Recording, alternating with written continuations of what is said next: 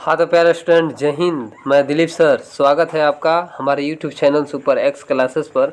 आज हम Bihar board 10th Hindi का चैप्टर नंबर 5 जिसका नाम है नगर लिपि, इस अध्याय के हम लेखक परिचय और VVA ऑब्जेक्टिव क्वेश्चन पढ़ने जा रहे हैं और सीखने जा रहे हैं। यदि आप हमारे चैनल पर नए हैं तो चैनल को सब्सक्राइब कर लें ताकि आने वाले नए वीडियोज़ के नोटिफिकेशन आपको ससमय मिलते रहे। आइए हम शुरू करते हैं इसके A1 अंदाज में।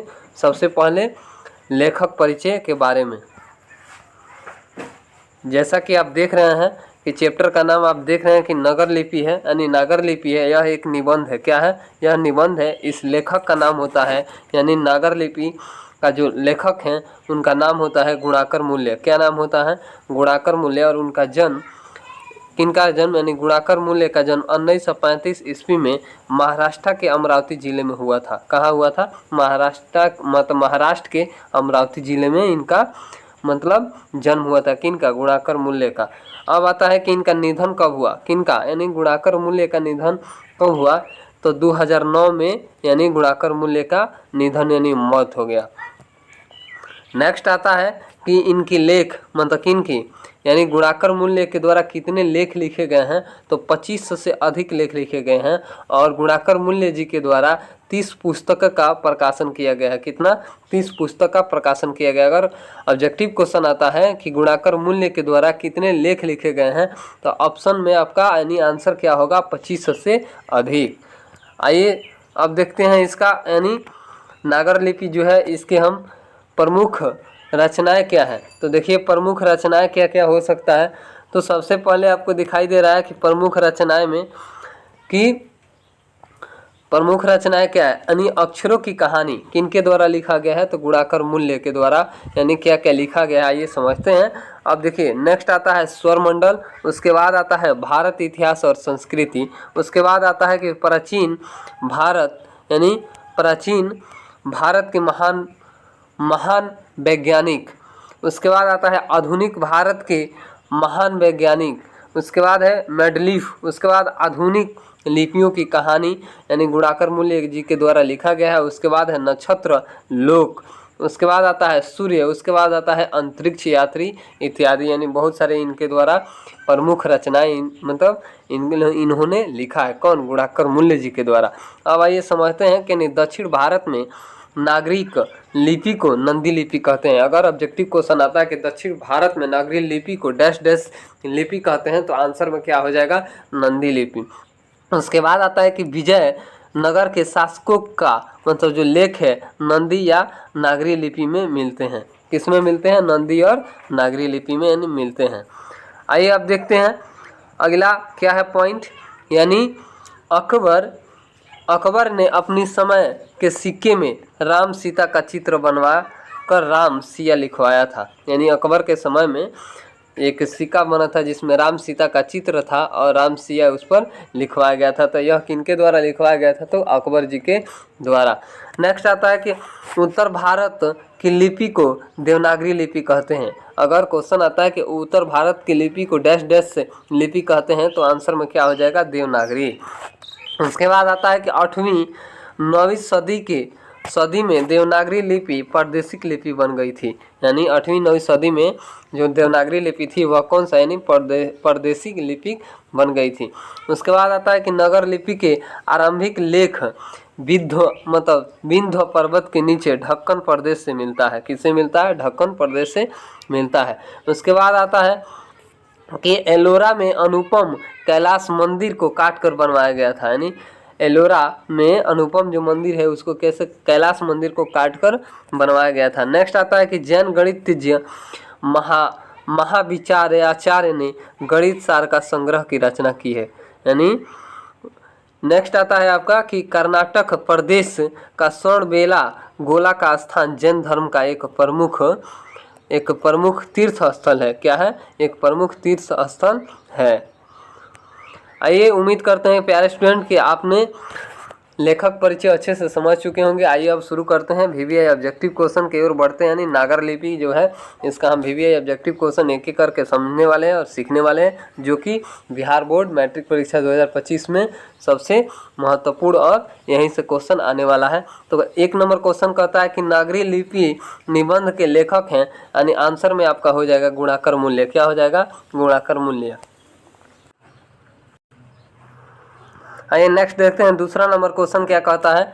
दूसरा नंबर क्वेश्चन कहता है कि नागरी लिपि शीर्षक पाठ के साहित्य की कौन सी विधा है। यानी ऑप्शन दिया है साक्षरता, निबंध, भाषण, कहानी। तो आपका आंसर में क्या होगा? यानी निबंध। ऑप्शन नंबर बी हो जाएगा। क्या हो जाएगा? Option number B. उसके बाद आता है तीसरा नंबर क्वेश्चन कहता है कि गुणाकर मूल्य द्वारा रचित निबंध कौन सी है। यानी ऑप्शन दिया है नाखून क्यों बढ़ते हैं, परंपरा का मूल्यांकन और नागर लिपि। उसके बाद दिया है श्रम विभाजन और जाति प्रथा। तो आपका आंसर में क्या हो जाएगा? नागर लिपि, यानी ऑप्शन नंबर सी हो जाएगा। क्या हो जाएगा? ऑप्शन नंबर सी। नेक्स्ट आता है चौथा नंबर क्वेश्चन कहता है कि गुणाकर मूल्य का जन्म कब हुआ था। यानी गुणाकर मूल्य का जन्म कब हुआ था। तो ऑप्शन नंबर दिया हुआ है 1935, 1925, 1916, 1908। तो आंसर में क्या हो जाएगा? 1935, यानी ऑप्शन नंबर आपका ए हो जाएगा। क्या हो जाएगा? ए हो जाएगा। नेक्स्ट आता है 5वां नंबर क्वेश्चन कहता है कि नागर लिपि का प्राचीनतम लेख किस प्रदेश से मिलते हैं। यानी तो आंसर में क्या हो जाएगा? मतलब दक्कन प्रदेश से मिलते हैं, यानी ऑप्शन नंबर ए हो जाएगा। Option number A. नागर लिपि प्राचीन मराठी भाषा के लेख मिलने लग जाते हैं। यानी कब मिलने लग जाते हैं? 8वीं सदी में, 9वीं सदी में, 10वीं सदी में, 11वीं सदी में। तो आपका आंसर क्या हो जाएगा? 11वीं सदी में, यानी ऑप्शन नंबर डी हो जाएगा। ऑप्शन नंबर डी हो जाएगा। नेक्स्ट आता है 7वां नंबर क्वेश्चन कहता है कि देवनागरी लिपि में कौन सी भाषा लिखी जाती है। देवनागरी लिपि में कौन सी भाषा लिखी जाती है। यानी ऑप्शन दिया है हिंदी, नेपाली एवं नावारी, मराठी, उपयुक्त सभी। तो आंसर में क्या हो जाएगा? उपयुक्त सभी, यानी ऑप्शन नंबर डी हो जाएगा। ऑप्शन नंबर डी हो जाएगा। 8वां नंबर क्वेश्चन कहता है कि उत्तर भारत में नगरी लिपि के लेख कब से मिलने लग जाते हैं। यानी कब से मिलने शुरू हो जाते हैं। यानी उत्तर भारत में नागरी लिपि जो है उसके लेख कब से मिलने शुरू हो जाते हैं? 8वीं सदी में, 6वीं सदी में, 9वीं सदी में, 4थी सदी में। तो ऑप्शन नंबर सी हो जाएगा, यानी 9वीं सदी में। कि हिंदी के आदि कवि हैं, यानी कौन आदि कवि हैं। तो यानी ऑप्शन नंबर डी हो जाएगा, यानी आंसर हो जाएगा सरहद पार। 10वां नंबर कहता है कि सरहपाद की कृति है। यानी सरहपाद की कौन सा कृति है। यानी ऑप्शन नंबर ए हो जाएगा, यानी दोहा कोश। क्या हो जाएगा? दोहा कोश। नेक्स्ट आता है 11 नंबर कि नागर लिपि के लेख कौन से हैं। यानी नागर लिपि के लेख हैं महात्मा गांधी, विनोद कुमार शुक्ल, सी नंबर में आया है। गुणाकर मूल्य डी में है, यतीन्द्र मिसिर। तो ऑप्शन आपका आंसर होगा गुणाकर मूल्य, यानी ऑप्शन नंबर सी हो जाएगा। ऑप्शन नंबर सी।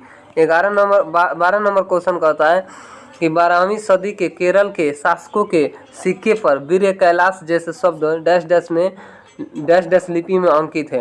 यानी बराही लिपि में, खरोष्ट लिपि, गुजरात लिपि, देवनागरी। तो आंसर में क्या हो जाएगा? देवनागरी, यानी ऑप्शन नंबर डी हो जाएगा। नेक्स्ट आता है 13 नंबर क्वेश्चन कहता है कि ईसा की 14वीं 15वीं सदी के विजयनगर के शासकों ने अपने लेखों में लिपि को कहा है। क्या कहा है? तो आंसर में क्या हो जाएगा? यानी नंदी नागरी लिपि हो जाएगा, यानी ऑप्शन नंबर ए हो जाएगा। नेक्स्ट आता है 14 नंबर क्वेश्चन कि बेतामा दाना पत्र किस समय का है। तो 1920, यानी आंसर में क्या हो जाएगा? ऑप्शन में ए हो जाएगा। नेक्स्ट आता है 15 नंबर क्वेश्चन कहता है कि गुणाकर मूल्य ने अपनी किस पुस्तक में संसार की प्राय सभी प्रमुख पुरालिपियों की विस्तारित जानकारी दी है। तो आपका आंसर क्या होगा? यानी आंसर ये होगा, यानी अक्षर कथा में। किस में दिया है? अक्षर कथा में। नेक्स्ट आता है 16 नंबर क्वेश्चन कहता है कि महमूद गजनवी के बाद किस शासक ने अपने सिक्के पर नागरी लिपि शब्द खुदवाए हैं। यानी तो क्या हो जाएगा? ऑप्शन नंबर, यानी आंसर क्या हो जाएगा? उपयुक्त सभी, यानी ऑप्शन नंबर डी हो जाएगा। ऑप्शन नंबर डी हो जाएगा। 17 नंबर क्वेश्चन कहता है कि उत्तर भारत में पहले किस राजाओं के लेखक में नागरी लिपि देखने को मिलती है। यानी आपका आंसर क्या होगा? जैसे इसमें दिया हुआ है, इसमें दिया है कि राष्ट्रकूट राजा, बी में दिया है गुर्जर प्रतिहार राजाओं, चोल राजाओं, इनमें से कोई नहीं। तो ऑप्शन क्या हो जाएगा? डी हो जाएगा, इनमें से कोई नहीं। नेक्स्ट आता है 18 नंबर क्वेश्चन कहता है कि नागरी लिपि के आरंभिक लेख में हमें कहाँ से मिले हैं, मतलब हमें कहाँ से मिले हैं। तो आंसर में क्या हो जाएगा आपका पूर्वी भारत। कहाँ से मिला है? पूर्वी भारत से मिला है। 19 नंबर क्वेश्चन कहता है कि नक्षत्र लोक किस लेखक की कृति है, यानी नक्षत्र लोक है यानी किस लेखक की कृति है, यानी ऑप्शन नंबर हो जाएगा बी, यानी आंसर हो जाएगा आपका गुणाकर मूल्य। नेक्स्ट आता है 20 नंबर क्वेश्चन कहता है कि मराठी, चलिए 20 नंबर क्वेश्चन देखते हैं कि 20 नंबर क्वेश्चन क्या कहता है कि मराठी शब्द किस लिपि का है, यानी मराठी जो शब्द है यानी किस लिपि का है। तो देवनागरी लिपि का, यानी आंसर में आपका डी हो जाएगा। नेक्स्ट आता है 21 नंबर क्वेश्चन कहता है कि धारा नगरी के कौन से परंपरा शासक विद्या अनुरागी थे, मतलब विद्या अनुरागी थे। महेंद्र पाल भोज, मिहिर भोज, ओम घोषवर्ष। तो आंसर में हो जाएगा आपका भोज, यानी ऑप्शन नंबर बी हो जाएगा। नेक्स्ट आता है 22 नंबर क्वेश्चन कहता है कि चंद्रगुप्त का व्यक्तिगत नाम क्या था। चंद्रगुप्त का व्यक्तिगत नाम क्या था? तो चंद्रगुप्त का व्यक्तिगत नाम देव था। चंद्रगुप्त का व्यक्तिगत नाम क्या था? देव था, यानी ऑप्शन नंबर आपका ए हो जाएगा। नेक्स्ट आता है 23 नंबर क्वेश्चन कहता है कि हिंदी भाषा की लिपि क्या है। हिंदी भाषा के जो लिपि है वह कौन सी लिपि में है, यानी देवनागरी लिपि में, यानी ऑप्शन नंबर बी हो जाएगा। ऑप्शन नंबर बी हो जाएगा। नेक्स्ट आता है आपका 24 नंबर क्वेश्चन कहता है कि दोहा कोश किसकी रचना है। दोहा कोश जो है किसकी रचना है, यानी किनके द्वारा रचित है। तो आपका आंसर हो जाएगा ऑप्शन नंबर ए हो गया, यानी सरहोपाद की रचना है। नेक्स्ट आता है 25 नंबर क्वेश्चन कहता है कि रामायण की रचना किस भाषा में लिखा गया है। तो रामायण जो है यानी किस भाषा में है। तो रामायण जो है स्वाभाविक बात है वह संस्कृत भाषा में है। तो ऑप्शन नंबर आपका ए हो जाएगा, ऑप्शन नंबर ए। उसके बाद आता है कि तमिल, मलयालम, तेलुगु, कन्नड़ा भाषाएं हैं, यानी जो तमिल, मलयालम, तेलुगु, कन्नड़ा भाषाएं हैं, यानी कौन सी भाषाएं हैं। तो आपका यानी दक्षिण भारत की भाषाएं हैं ये, यानी ऑप्शन नंबर डी हो जाएगा, यानी दक्षिण भारत की भाषाएं हैं। उसके बाद आता है 27 नंबर क्वेश्चन का होता है कि पहली बार देवनागरी लिपि के टाइप कब बने थे, यानी पहली बार देवनागरी लिपि का टाइप कब बने थे। तो करीब 200 सदी पहले बने थे, यानी ऑप्शन नंबर आपका ए हो जाएगा।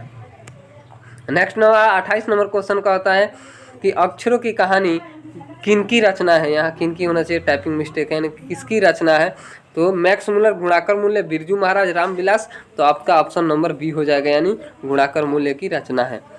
नेक्स्ट आता है आपका 29 नंबर क्वेश्चन कहता है कि नागरी लिपि निबंध गुणाकर मूल्य की किस पुस्तक से ली गई है, यानी यह किस पुस्तक से ली गई है। तो आपका ऑप्शन दिया है अक्षरों की कहानी, नक्षत्र लोक, भारतीय लिपि की कहानी, अंतरिक्ष यात्री। तो आपका आंसर में क्या हो जाएगा, भारतीय लिपि की कहानी से ली गई है, यानी ऑप्शन नंबर सी हो जाएगा। नेक्स्ट आता है 30 नंबर क्वेश्चन कहता है कि 30 नंबर क्वेश्चन कहता है कि 9वीं सदी में सुदूर दक्षिण से प्राप्त वरगुण का पलियम मतलब तमापत्र किस लिपि में है, यानी किस लिपि में यह लिखा गया है। तो आंसर क्या होगा, नागरी लिपि में लिखा गया है। क्या होगा, नागरी लिपि में। उसके बाद आता है 31 नंबर क्वेश्चन कहता है कि सूर्य नामक पुस्तक किसकी रचना है, यानी किनकी रचना है। तो गुणाकर मूल्य का ऑप्शन नंबर सी हो जाएगा। नेक्स्ट आता है 32 नंबर क्वेश्चन कहता है कि नेवारी भाषाएं किस लिपि में लिखी जाती है। नेवारी जो भाषा होती है आखिर किस लिपि में लिखा जाता है। तो देवनागरी लिपि में, ऑप्शन आपका ए हो जाएगा। नेक्स्ट आता है 33 नंबर क्वेश्चन कहता है कि भारतीय लिपि की कहानी पुस्तक के रचयिता कौन है। तो आपका आंसर हो गया गुणाकर मूल्य, ऑप्शन नंबर डी हो जाएगा। क्या हो जाएगा, ऑप्शन नंबर डी हो जाएगा। उसके बाद आता है कि हिंदी तथा इसकी विधेया बोलियां किस लिपि में लिखी जाती है, यानी इस सब लिखा जाता है किसमें, देवनागरी लिपि में, यानी आपका ऑप्शन नंबर ए हो जाएगा, यानी 34 का ऑप्शन नंबर ए हो जाएगा। उम्मीद करते हैं प्यारे स्टूडेंट कि आपको यानी ऑब्जेक्टिव क्वेश्चन प्लस लेखक परिचय के बारे में अच्छे से समझ चुके होंगे। तब तक के लिए